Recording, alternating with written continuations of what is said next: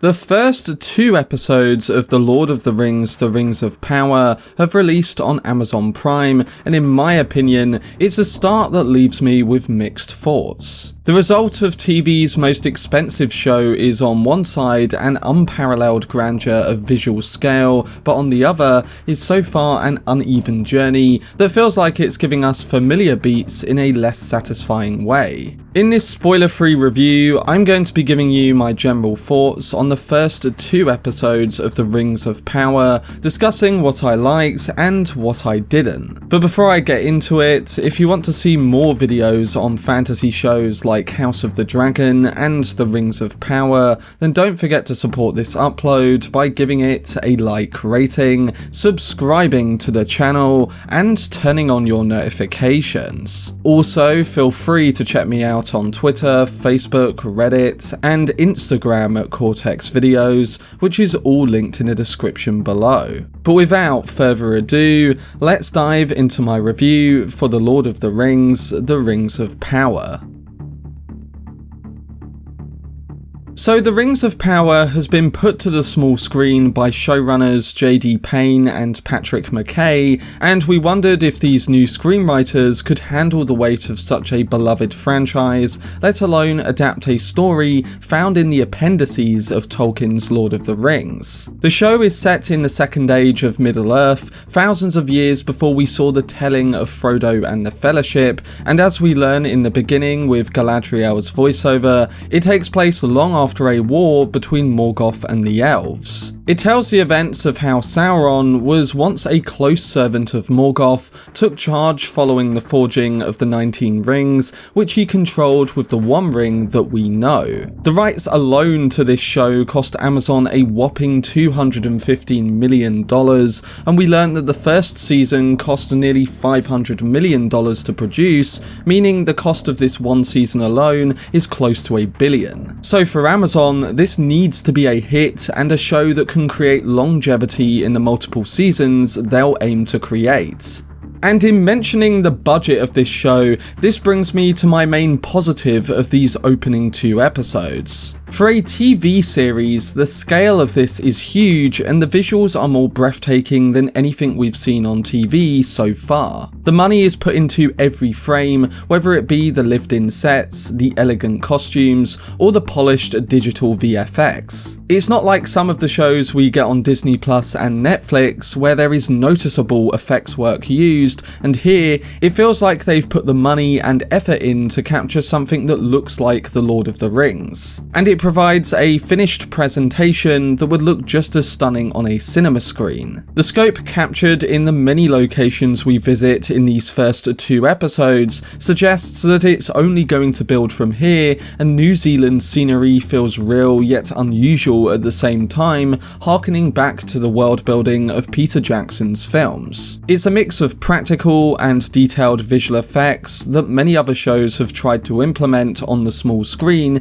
and have ended up failing in the process. Whether it's the greenery with the Harfoots, the heavenly lighting captured with the elves, or the rocky industrial feel in the surroundings that house the dwarves. Jackson's films brought a more textured feel that I personally prefer, but the clean visuals of The Rings of Power do offer us a sense that the aesthetic will change as the episodes go on. Ultimately, from a visual sense, The Rings of Power merges the lines between television and film, and it's an example of heavy VFX work done right, which is a good thing to build a foundation upon.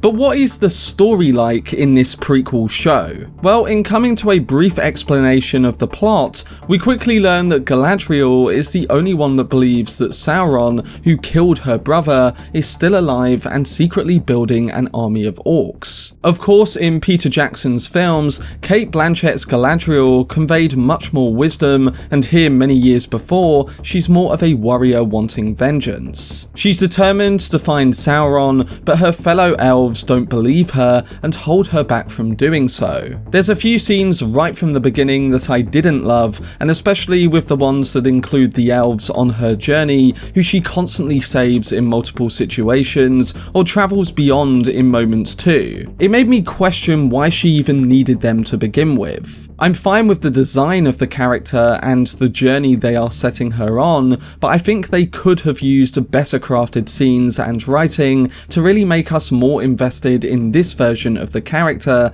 who appears to be the central one of this overall journey. Then there's young Elrond, who is one of those that thinks her obsession has gone beyond the limits. It's not until we see that he himself gets a task that we really start to sink into his character a bit more. He has been ordered on a project by the Elven King to assist the future creator of the rings, and it takes him to the realm of the dwarves. I didn't mind his character once we get to his chemistry with Peter Mullins during the third, and his princess, as it created hints of the chemistry and comedy we loved from Jackson's trilogy. As nostalgia, this element works quite well. It's a different time, and I expect this relationship to be a quite enjoyable one throughout the rest of this season. But across the map, we do get another set of introduced characters in the Southlands, where it seems the tension between elves and men is very high, and a Harfoot named Nori wants adventure, right before it falls just in front of her. The Harfoots are Irish versions of the Hobbits, and while I liked the sense of characters it was building,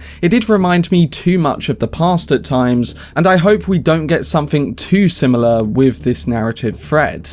So is The Rings of Power off to a good start with this prequel show? Well, after 2 episodes, I do think it's a decent start, but there are a few things that aren't done so greatly. The main issues I have is that it takes multiple things everyone knows from the famous trilogy, removes the enjoyment from many of the instances, sets up mysteries that we already know answers to, and puts Galadriel on a path that might have used too much of the runtime to begin with. She spends a majority of the first episode warning people about Sauron, who in return don't. Sure, this may develop and the character may go on a vengeful push for justice, but I think it goes against the core of the character we knew. She's an immortal who wants to see the other lands of Middle-earth, but this show is pushing the soldier aspects that I find quite boring, unimaginative, and light on context so far. Again, it's not that I don't like this direction, I just think the execution is pretty weak. A character that can do what others can't, and the obstacles that they have to overcome can only be overcome by them. The montages and editing between these different sets of characters also feels too jarring at times, creating a pace that's uneven and makes it feel like the show is forcing its world building upon you rather than letting it breathe or showing unique facets to the characters that inhabit it. The many cuts to the map feel cheap, and the overall setup of the story reminds us too often of the Fellowship of the Ring, executing things in a way that feels less impactful. Nori reminds us of Frodo, and other factions set up an eventual combining of forces to fight a big threat that again we've seen before. With its gorgeous production and effects intact, it leaves me thinking that a new story would provide the chance to explore new areas of Tolkien's unguarded lands, and even when we do see a new area here, it seems way too generic. The light striking through the clouds with Galadriel departing and swimming across a lot of ocean is one laughable example, or even the elves' unseen homeland becoming too similar to what's come before. Again, this all looks absolutely gorgeous on a small screen, and the work has been put in from a production standpoint to create a sense of grandeur, but there needs to be a sense of an individual identity too, letting this prequel have the opportunity to last the test of time itself. Of course, this is only 2 episodes, and I can't speak to what the rest of the show will accomplish, but I'm hoping its characters will become more interesting, and the story itself will transcend into something unique on its own. The Rings of Power is definitely more exciting than a lot of fantasy and science fiction shows on other platforms that try to build a world using generic beats and presentation, and while I'm worried this could follow that in its story too, I'm hopeful that the setup will progress into something something more unexpected. It has definitely got potential, and I'm still looking forward to seeing what Amazon and the showrunners do as the episodes go on. But that was my review for The Rings of Power Episode 1 and 2. I'm giving the first 2 episodes of the show a rating of 7 out of 10. Again, I didn't hate it, and I really admire the effort that has been put in from a visual side of things to bring us back to Middle-earth, but I just hope that in the episodes to come, it can energise a fresher identity with its characters and storyline. I guess everyone is going to react differently to this, but that's how I felt after the premiere episodes that debuted on Amazon Prime. But to those who have already seen them, what are your thoughts on The Rings of Power, and are you excited for the next episodes? Let me know down below in the comment section. For more videos on fantasy shows like The Lord of the Rings and House of the Dragon, then subscribe to the channel and turn on your notifications. Also, if you enjoyed this video, remember to leave a like rating and follow me on social media via the links in the description. But anyway, I hope you guys enjoyed it. I've been Cortex, and as always, make some noise.